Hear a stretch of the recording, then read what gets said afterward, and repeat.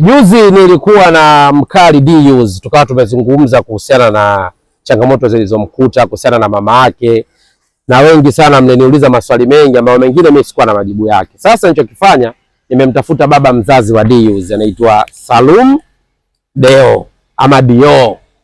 Bwana huyu ndo baba yake mzazi, na Deuce baada ya kutuambia kwamba mama yake alimwacha kwa bibi yake mzaa baba akiwa na umri wa mwaka mmoja na miezi 6. Kila mtu alishangaa. Sasa nadhani hiyo historia tutaipata vizuri kwa baba. Kaka, mambo vipi kwanza? Kama kawaida, niambie kaka. Uko fiti? Fresh kabisa. Ya, pole kwanza nimekukatishia safari zako kidogo. Ni dereva wa bajaji na nini. Lakini nadhani kilichotokea juzi umekiona. Kwenye mitandao. Watu wengi wamesikitika sana na story ambayo Deuce ametupa na namna ambavyo anajisikia kumpoteza mama yake. Ndio. Kwa kifupi sana, jaribu kutuambia kidogo. Imekuwaje mpaka Deuce amfahamu kabisa mama yake? Ni kweli yule kijana Yusufu amfahamu mama yake kutokana na changamoto zilitokea kwenye maisha ya mimi na mama yake. Mama yake nilikuwa sijawahi kumuoa. Umeona, tuliishi tu kwenye mazingira ya ujana na utoto. Umeona, ikatokea tukapata mtoto yule. Lakini mama yake, changamoto kubwa ambayo tumekosana naye ni alikuwa na asili ya ukorofi sana. Ni mtu ambaye hawezi kuongea maneno mawili matatu hata na jirani na nani, sasa kwa vitu ambavyo tukawa tuendane, tukashindwana kitabia. Kweli yeye akawa na maisha yake, tukatengana kipindi mtoto kama miezi 8 9 hivi. Kwa hiyo akawa na maisha yake na mimi nikawa na maisha yangu. Baada ya hapo nikaja kutusikia ghafla kwamba ametoka moja kwa moja amempeleka kwa bi mkubwa. Kipindi hicho mimi sikai na bi mkubwa. Mimi nipo Mkulanga, sehemu moja inaitwa Mwanambaya. Bibi huyu alikuwa anaishi, bi mkubwa alikuwa anaishi sehemu moja inaitwa Kipalang'anda. Umeona, kwa hiyo huyu mama yake Yusufu ambaye mnamuita Deuce, yeye alikuwa anaishi Kongoe. Kwa hiyo akatoka Kongoe moja kwa moja akampeleka huyo dogo kwa bi mkubwa kule Kipalang'anda. Maana mimi pale kanipita. Alikuwa hajanipa taarifa wala nini. Baada kama siku moja mbili hivi, unajua kipindi hicho kidogo mawasiliano, bi mkubwa alikuwa bado anasumbua, akaja akanielekeza, akaniambia bwana, kuna hii changamoto hivi na hivi na hivi. Nikamwambia basi sawa, haina shida, si umempokea? Nimempokea. Nikamwambia basi wewe mwanangu, mimi acha. Kweli kuanzia pale maisha yake huyu ndo yakawa ni kwa bibi yake kwangu, kwa bibi yake kwangu, kwa baba yake mkubwa. Yani anapoamua kwenda mwenyewe kukaa, kwa maana anapenda leo baba yake mkubwa kaja anataka kuondoka na baba yake mkubwa ataondoka naye, mimi nikienda nataka kuondoka na mimi nakuja naye. Mpaka ikafikia hatua akaanza shule na bibi yake. Kipindi hicho babu yake bado yuko hai. Unaona, akaanza shule kule Kipalang'anda chekechea, akawa anaendelea vizuri. Shule ya msingi akaanza kule, akawa anaendelea vizuri. Tukaja nikamhamisha kutokana na mazingira mzee. Baada tulivyomzika nikamhamisha, nikaja nikakaa naye mimi Kisewe akasoma mpaka akamaliza darasa la 7 Mbande pale, Msongola pale, mpaka akamaliza darasa la 7 akafaulu.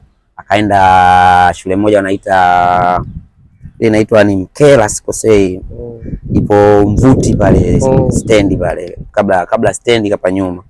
Kasoma pale form 1. Sasa changamoto ikaja kutokea pale, unajua vijana baada ya kufikia mwezi wa ngapi sio wanafanya mtihani form 2. Wao wakazingua ile wiki, akawajaenda shule yote. Wiki ya mitihani ya form 2, umeona.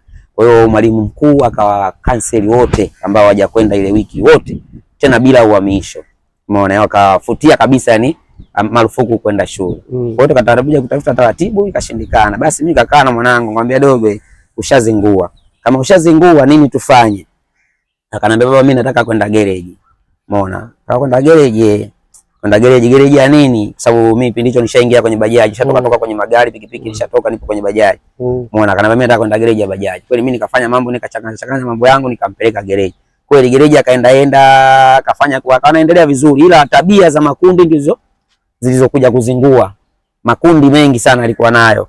Kwa hiyo makundi ndio alikuwa anamfelisha, alikuwa anashindwa kucontrol akili yake kutokana na makundi ambayo anakutana naye. Kwa hiyo ndio amemfelisha. Akaja pale naye akazingua.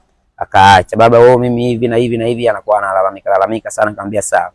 Basi nikawa naishi na bibi yake, kaka na bibi yake, kaenda akawa kuna nyumba ambayo ni ya bibi yetu sisi upande wa familia ipo, ndo akawa yeye yupo pale. Maana pale alikuwa anakaa baba yake mkubwa, lakini baba yake mkubwa akatoka, yeye akabaki. Kwa hiyo ile nyumba akawa yupo yeye. Unajua vijana, yani kwa hiyo nyumba sasa akafanya kama ya wasela fulani. Kienda unakuta mazingira sio, unakaa naye unamuelekeza. Na baba mimi sasa hivi na hivi na hivi na hivi. Kaenda katokea akapitia changamoto la makundi wenziwe sijui akapola begi kwa akakutwa na loyeli ile begi, kaja akakamatwa, nikaenda nikamtoa. Nikaenda akawa ametembea usiku mwaka mpya ule akakamatwa, akapelekwa Mbande, nikasema sasa hivi simtoi kwa sababu kila nikiwa ninavomtoa, sababu nilishamtoa kama mara 2 au mara 3. Kwa kila nikiwa namtoa huyo atakuwa anaona kwamba baba yupo. Anafanya vitu anajua baba yupo, anafanya vitu anajua baba yupo. Kwa hiyo nikamwacha wiki moja Mbande pale kituo. Akakaa pale wiki moja, akapelekwa Maturubai.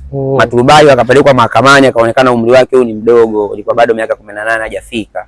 Umeona? Akamrudisha tena Mbande kwenye kituo alichokamatwa. Mkuu wa kituo akaniita mimi, nikaenda nikakaa naye, akanambia bwana huyu dogo kashatubu, anasema kwamba atajirekebisha ya matabia na achana nazo hivi na hivi, kwa hiyo anahitaji kwamba umsaidie kwenye hilo, njoo na kitambulisho, njoo na cheti chake cha kuzaliwa, njoo na barua ya serikali ya mtaa. Umeona? Kweli mimi nikaenda naye, nikakutana naye yule askari, akanielekeza, nikaongea naye, nikamwambia mimi nishachoka kwa sababu mimi na watoto wengine nini. Umeona? Kwa hiyo nimemwacha kwanza dunia imfundishe, afa akihitaji kurudi kwenye familia huyu anayo kubwa ambayo inaweza kumsupport kwenye chochote ambacho yeye anataka, na kila alichokuwa anataka mimi nilifanya, ila yeye mwenyewe ndo alikuwa anashindwa. Basi kabidi akatoa maelezo pale, akamwambia mwambie baba, muahidi baba. Unamwambia nini? Akamwambia baba, mimi nakuahidi sitarudia tena. Kweli nashukuru Mungu, kuanzia hapo sijapata, yani alibadilika, sijapata tena kesi zile kama hivi na hivi tokea tu kwamba bana kapigana hivi, yale madogo tokea makubwa hayapo tena. Basi